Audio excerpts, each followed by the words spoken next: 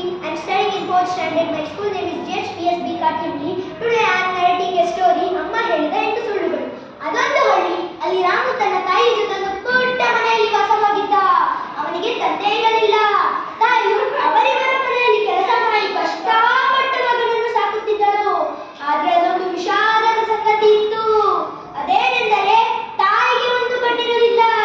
ಇದರಿಂದಾಗಿ ಊರಿನ ಜನರೆಲ್ಲರೂ ಅವಳನ್ನು ಅಸಡ್ಡೆಯಿಂದ ನೋಡುತ್ತಿದ್ದರು. ಇದರಿಂದಾಗಿ ರಾಮುವಿಗೆ ಇರುಸು ಮುರುಸು ಉಂಟಾಗುತ್ತಿತ್ತು. ಇದರಿಂದಾಗಿ ರಾಮು ಚಿಕ್ಕ ವಯಸ್ಸಿನಿಂದಲೇ ತಾಯಿಯ ಬಗ್ಗೆ ತಿರಸ್ಕಾರವನ್ನು ಬೆಳೆಸಿಕೊಂಡ. ತಾಯಿಯ ಜೊತೆ ಮಾತನಾಡುವುದನ್ನು ಬಿಟ್ಟ.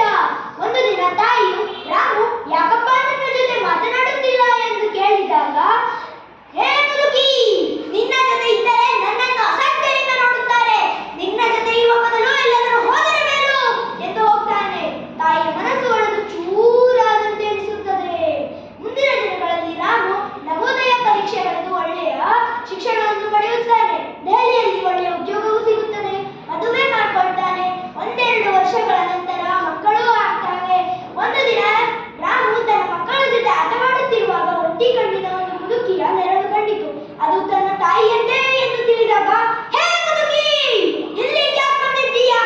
ನಿನ್ನನ್ನು ನೋಡಿದರೆ ಮಕ್ಕಳು ಹೆದರುತ್ತಾರೆ. ನೀನೇ ಹೋಗ್ತೀಯೋ ಅಂತ ನಾನೇ ಕತ್ ಹಿಡಿದು ತಗೊಂಡು ಕೂಗ್ತಾನೆ. ತಾಯಿಯು, ಕ್ಷಮಿಸಿ ಬಿಡಪ್ಪ, ದಾರಿ ತಪ್ಪಿ ಬಂದೆ ಎಂದು ವಾಪಸ್ ಆಗ್ತಾಳೆ. ಮುಂದಿನ ದಿನಗಳಲ್ಲಿ ರಾಮು ಕಚೇರಿ ಕೆಲಸದ ಮೇಲೆ ಹಳ್ಳಿಗೆ ಬರ್ತಾನೆ. ಅವನ ಹಳ್ಳಿಯ ನೆನಪುಗಳು ಕಾಡಿ ಹಳ್ಳಿಯ ಮನೆಯ ಬಳಿ ಬರುತ್ತಾನೆ. ಅಲ್ಲಿ ಮನೆ ಇತ್ತು ಹೊರತು ತಾಯಿ ಇರಲಿಲ್ಲ. ಅಕ್ಕಪಕ್ಕದ ಮನೆಯವರನ್ನು ವಿಚಾರಿಸಿದಾಗ, ರಾಮು, ನಿಮ್ಮಮ್ಮ ಒಂದು ವಾರದ ಹಿಂದೆ ತೀರಿಕೊಂಡರು. ನೀನು ಬಂದರೆ ಇದನ್ನು ಕೊಡು ಎಂದು ಹೇಳಿದರು. ತಗೋ. ಆ ಪತ್ರದಲ್ಲಿ ಬರೆದಿದ್ದೇನೆಂದರೆ, ರಾಮು, ನಾನು ನಿನ್ನಿಂದ ಒಂದು ಸತ್ಯವನ್ನು ಮುಚ್ಚಿಟ್ಟಿದ್ದೆ. ಅದೇನೆಂದರೆ, ನೀನು ಚಿಕ್ಕ ವಯಸ್ಸಿನವನಾಗಿದ್ದಾಗಲೇ ಅಪಘಾತಕ್ಕೆ ಒಳಗಾಗಿ ನಿನ್ನ ಒಂದು ಕಣ್ಣನ್ನು ಕಳೆದುಕೊಳ್ಳಬೇಕಾಯಿತು. ಡಾಕ್ಟರ್ ಹತ್ರ ನನ್ನ ಕಣ್ಣನ್ನು ನಿನಗೆ ಜೋಡಿಸಿ ಎಂದು ಹೇಳಿಕೊಂಡೆ. ಅವರು ಹಾಗೆಯೇ ಮಾಡಿದಾಗ ನನ್ನ ಸಂತೋಷಕ್ಕೆ ಪಾರವೇ ಇರಲಿಲ್ಲ. ನಿನ್ನ ಕಣ್ಣಲ್ಲಿ ನಾನಿರುವಾಗ ನನಗೆ ಏಕೆ ಮಗನ ಚಿಂತೆ? ಒಂದೇ ಒಂದು ಸಲ ಅಮ್ಮ ಎಂದು ಕರೆಯುತ್ತೀರ. ನನಗೆ ಎಷ್ಟೇ ಸಾಕು. ಪತ್ರವನ್ನು ಓದಿದ ರಾಮು